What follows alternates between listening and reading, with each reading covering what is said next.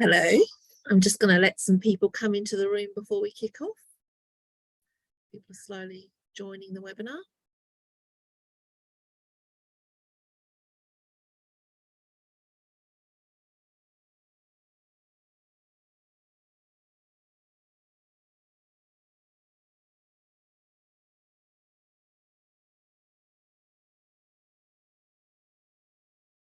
Okay, welcome to number 6 in our series of the Housing First webinars, exploring the Housing First principles for Australia. Today, we're going to be exploring the principle of social and community inclusion.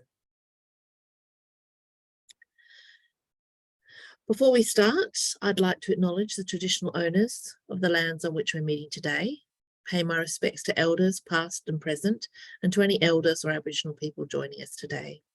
I'm coming to you from Whadjuk Noongar country in Perth, and a little bit later I'll be joined by Liam, who's coming to you from Wiradjuri country in New South Wales. I'd like to acknowledge that sovereignty was never ceded, and this always was and always will be Aboriginal land. Today we have 2 of us on this webinar. Myself, I work for Housing Choices WA. It's a large community housing provider, and I've spent probably the past 30 years or so mainly working in the homeless sector. Liam, who's coming to us from New South Wales, and Yes Unlimited, will be joining us later. He's been a housing support worker for over 10 years. What we're going to do today is I'm going to talk you through the principle of social community inclusion. Then, like we did last time, we're going to put the slide deck away, and Liam and I will chat to you about what this means in day-to-day practice. During this webinar, we'd really like to encourage you to leave your questions to the end and put them in the Q&A or the chat function. We'll answer anything we can at the end of the webinar. Because it's a webinar, you'll be automatically on mute and your camera is off. So if you sneeze, cough, applaud, or pick your nose, don't worry, no one can see you or hear you. I'm not sure if you've been sitting in on the other webinars in the series. We've been working our way through the different principles, looking at what they mean and how we can put them into practice in our day-to-day work. I highly recommend that you check out webinars that are on in the future. I think we've got 2 left, and my colleague Trish will put the link in the chat for you if you'd like to book in for those. You can, however, also watch the webinars that we've already done. They'll be on the Council of Homeless Persons YouTube channel, where you can actually see them all uploaded. And again, I'll get Trish to put the link into the chat for you so you can check that out later. So, social and community inclusion. When you see the variations on Housing First principles across the world, there's some fundamental common threads between them all, and they've just been tweaked a little bit for different jurisdictions. When the Housing First principles for Australia were drawn up and endorsed, having a clear and separate social and community inclusion principle was one of the main variations from the European templates that we included from the North American versions. We wanted to make sure this was a principle in its own right, because people often think of social and community inclusion as the fluffy stuff that you do once people have sorted out their drug and alcohol and their mental health issues. But when you follow principles like choice and self-determination, which we talked about last webinar, you realise that when you genuinely listen to people about what they want to focus on, it's much more likely to be finding a friend they can rely on, sometimes to reconnect with family or to have something to do on a Thursday afternoon. Social and community inclusion is not fluffy. It is the building block of what makes us human, helps us feel safe and secure in the world.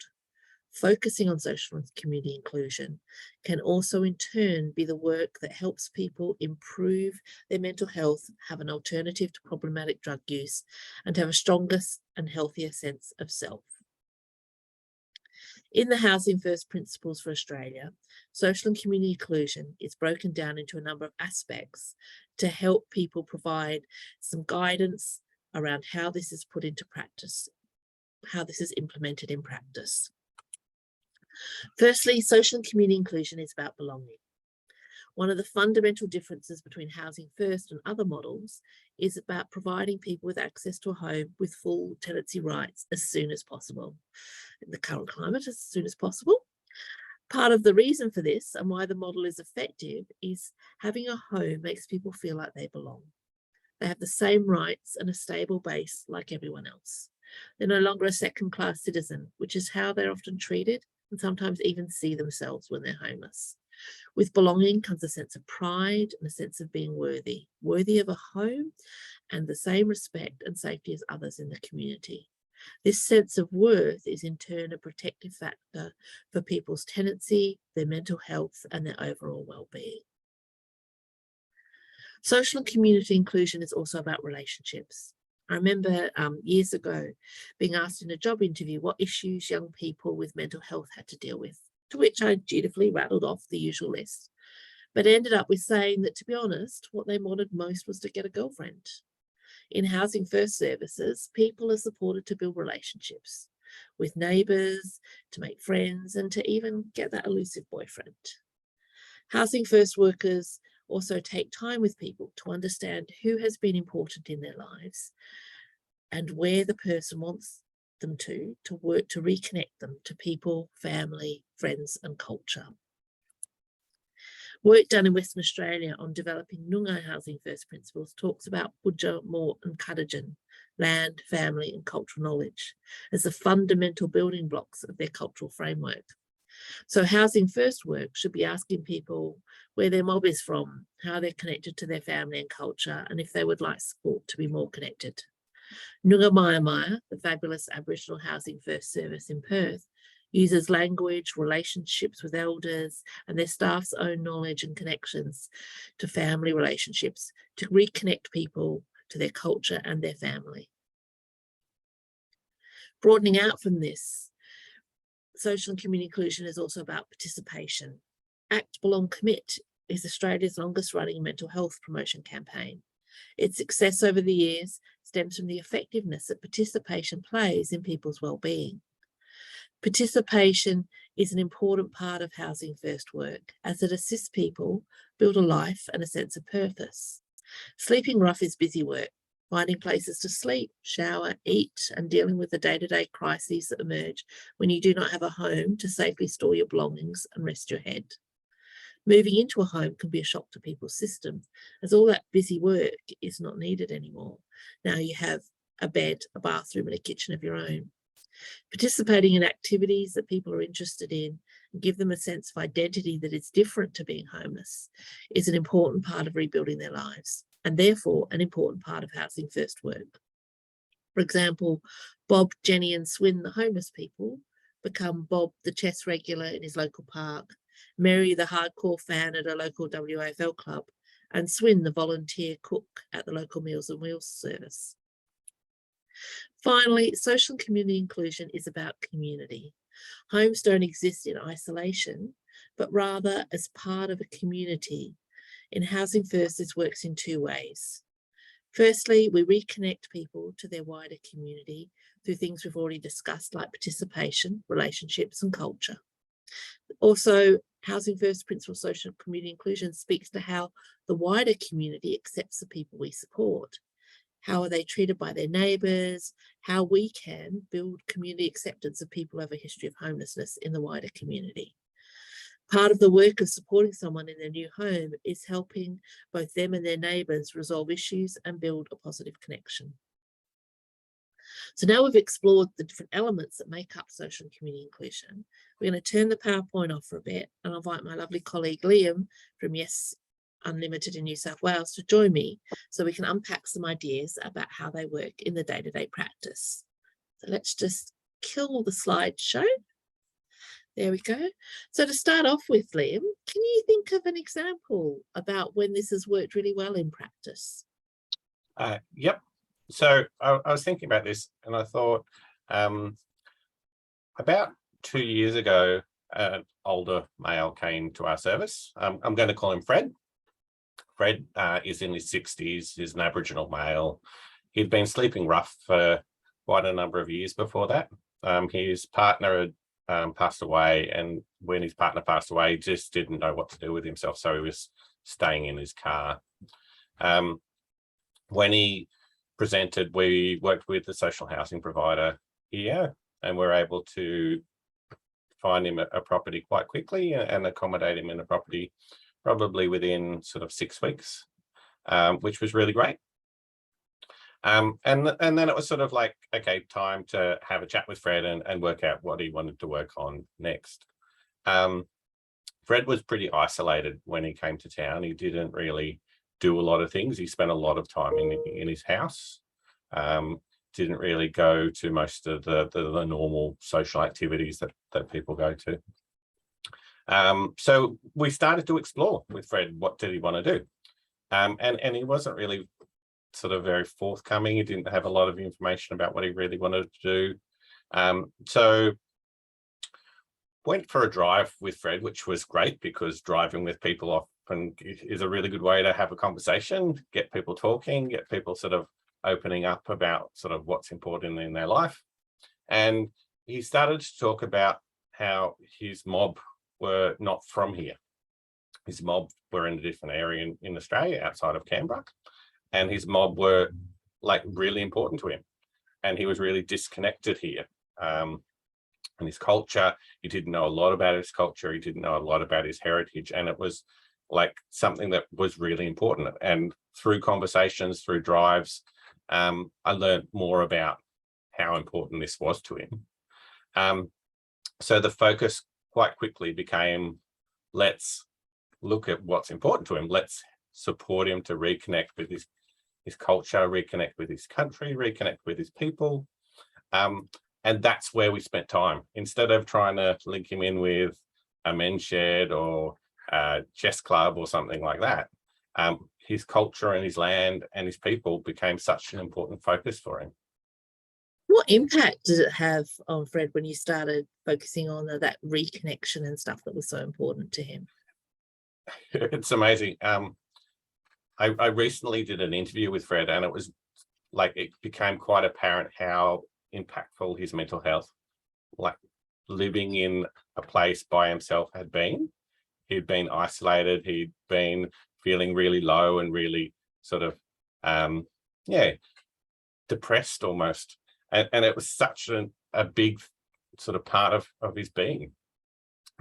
So actually going and exploring these and sort of saying, okay, this is where you need to be, let's support you, let's look into that had a major impact on his self-worth and his life.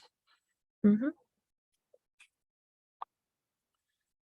Leah, can you maybe think of an example of when like this hasn't worked? When I remember working with a service, and we did lots of meaningful use of time type activities, and like the people we were supporting really enjoyed them. We used to go, play tennis or take people to the wildlife park or the cat cafe. Like stuff were really creative about all the different types of activities we used to do with people. But after a while, you realize that actually all we were doing was giving people a nice time, but actually building their relationship with the workers. And it's not actually social and community inclusion if the only relationship you're improving is the relationship with your workers. There's a mob over here in WA called Befriend that have done lots of thinking about the science of friendships, and they talk a lot.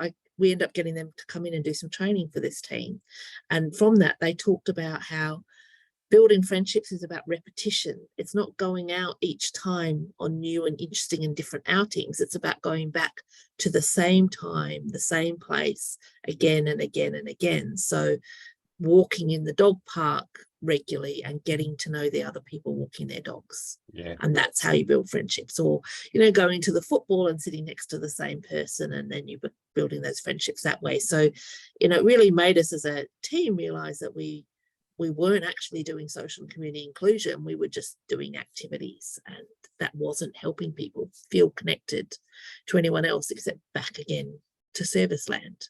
Yeah. Why do you think friends are better than workers? That's a really good question. I think, like, when we think about friends and we think about workers, quite often as workers, we like unfairly elevate our position in someone's life, and we think we're really important in someone's life, but we're really not that reliable. Like, I go home every day after work and I leave my phone off and I don't check my phone. So I'm not contactable outside of normal work hours. I've also got some pretty strict boundaries about what I can and can't do. So as a worker, like, for example, if I was contacted by someone and they said they've got nowhere to stay, sure, I can help them to explore temporary accommodation or something, but I'm not going to have someone come and stay with me for a week. That's just not something that's within my scope. And there's lots of examples like that where if you contacted a friend and you said, hey, I'm having a really hard time, can I come and stay with you? Or, hey, I'm having a really hard time, I've spent all my money, can I borrow $50? A friend will go that extra mile. They'll actually go out and help someone. Whereas a worker, we're restrained with what we can and we can't do. And I think it's really sort of a unique sort of relationship when you actually build a friend, because they are reliable. They're going to be there when you need them at 2 o'clock in the morning, or they're going to be there when you're having a hard time, and they're going to be there when you're having a great time and you want someone to celebrate with, and they're going to be there for the long term. Like when you think about the life cycle of like a worker, we're not in people's lives for a really long time, and we probably shouldn't be in someone's life for a really long time, but a friend's going to be there for the years. They're going to be there to celebrate and to like have a life together. Yeah, we go off and get another job, or our support period ends, and those sorts of things. So those relationships that we have with people sometimes get cut off quite abruptly. Whereas actually, as you said, friends or particularly family are there for a very long term in people's lives. So that's why this principle, I think, is so important around reconnecting people with friends or helping them find new ones and build that social and community and connection. Absolutely. And I think that, yeah, it's such a valuable principle to really invest in. Like you said before, it's not the fluffy stuff. It's about building those really meaningful connections with people that are outside of like workers. Yep. Lee, can you think about how does family like work in socialing? I think families. Sorry, everyone. Liam's being very brave being here today because he has a cold, so excuse him.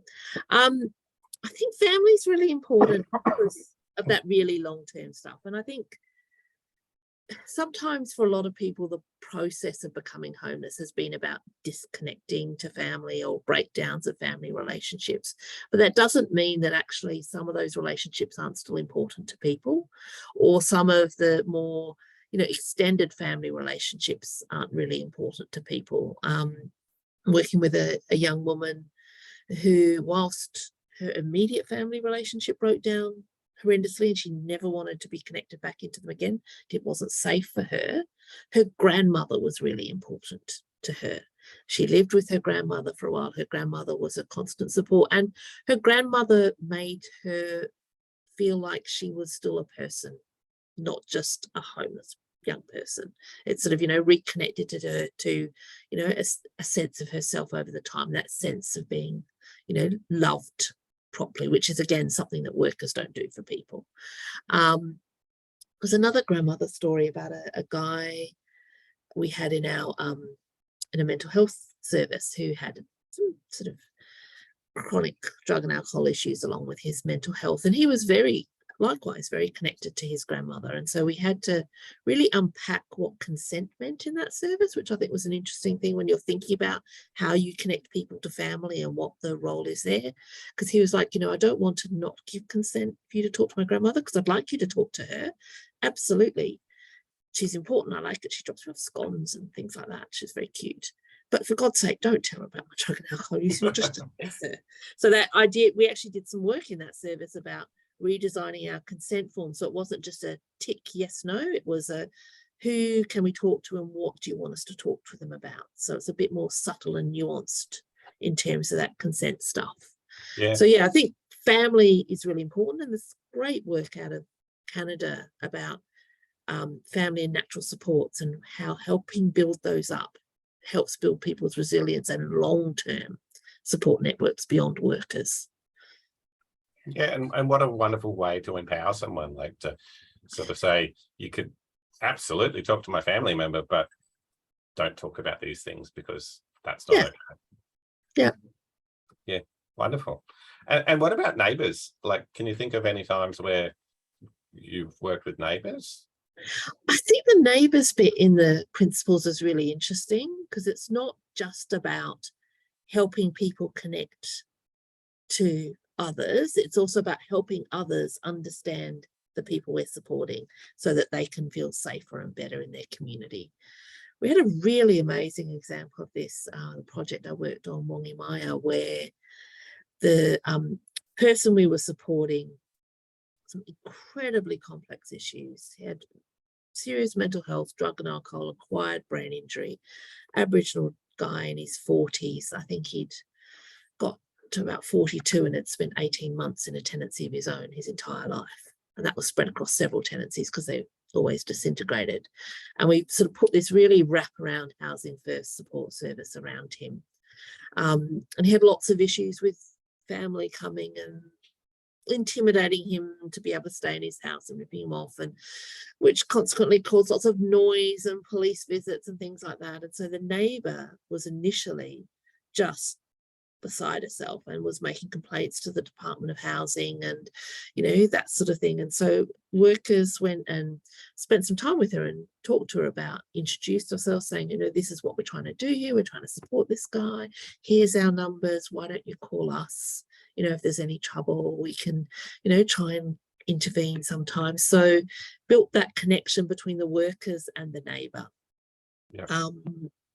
Which meant that she started calling us instead of calling the department to complain, because she knew that she'd get a quicker response or a more human response from us. And then she, you know, she built a relationship with our guy. Let's call him Fred again because it's the name, fake name for the day.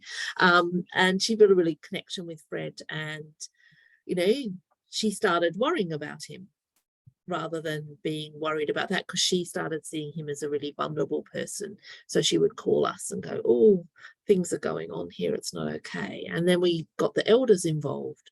So the elders got to know her as well, and she could call them as well. And, you know, if there were lots of people giving Fred a really hard time, she'd call the elders and they'd come around and give the mob a bit of a growl and say, you know, leave Fred alone, off on your way. Or she'd ring us and go, I haven't seen him for a while, I'm worried about him. And, you know, he would give her permission to phone the police on his behalf because he couldn't phone the police because they were his family. Whereas he said to her, it's okay if you do it, that's nice. So it's really great work where this neighbour went from the person who was complaining most about someone, which was putting their tenancy at risk, to the person who was a strong advocate and support and became a part of their support network. It's an amazing piece of work. It was really great stuff that staff did in that group. Yeah, that's wonderful. It's a wonderful example of where, like you said, you've taken someone who was putting someone's tenancy at risk, and by working with them and investing in time with them and really sort of valuing them, you're able to sort of change the whole story for this person. They became a champion. I'm just really conscious of time. We've got about 5 minutes left. I just want to check in with Trish. Do we have any questions at all, Trish? Thanks so much, guys. Sorry, I should have been having much more of a check on time, but I was just loving hearing the stories. I think it really brings everything to life. I have a question just in terms of time. Had a question come through saying we've had clients who've been housed away from their network and they're very reluctant to create new connections in their community. Should we be focusing on embedding in community or fostering, sorry, I think that's meant to say, sorry, fostering their existing networks? I think that very much depends on the person. Like the first bit of that's worth thinking about is, why are they being housed away from their community? Is that something that's their choice to be away from community, or is it, you know, something that, you know, actually has been a bit imposed on them, which is very housing first, obviously. So there's a little bit in that about what's the choice about being there. But I think you know, in the same way that for any of us, if we're moving away from somewhere, you don't disconnect yourself from all your other friends. And I don't think, you know, by telling people to do that or encouraging them to do that, it's, you know, particularly real. I think we need to leave space for people to tell us what they are doing, not telling them what we think they should be doing. And you see this particularly with Aboriginal families or people that we're housing, where people say, oh, don't tell people where you live because, you know, then they'll all be around your house and you'll put your tenancy at risk, which is a horrible thing to say to people. This is your family. So it's about helping people work out how to have those good relationships. And also when you're going into a new community, of course you're going to be a bit nervous about, I'm going to lose all my friends, or who's going to be my friends here. So you just got to work with people through that process rather than go, you know, this is the answer or that is the answer. You just work it through the process. And we all have friends in our lives who are, you know, good for us and friends who are not so good for us, but we love them anyway. It's about learning how to have those relationships and, you know, enjoy the good bits and work our way slowly through the messy bits. And it's the same for the people we support. Absolutely. And understanding that things are going to take time. It's not like something has to happen straight away and like they've got to magically find all of these new friends and connections. It's sort of like working with them at a speed that's meaningful for them.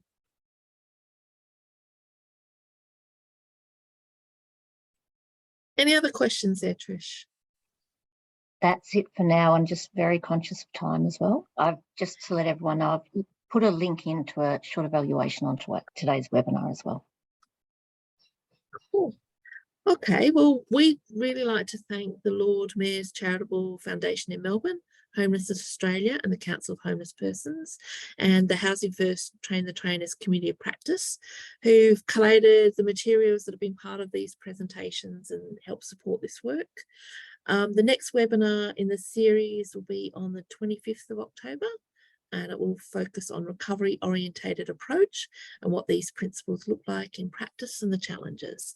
So as I said, fully encourage you to have a look at that next one. It's the second last one, so there's only a couple more to go. So thank you very much, everyone. And please check out the videos on the CHP website.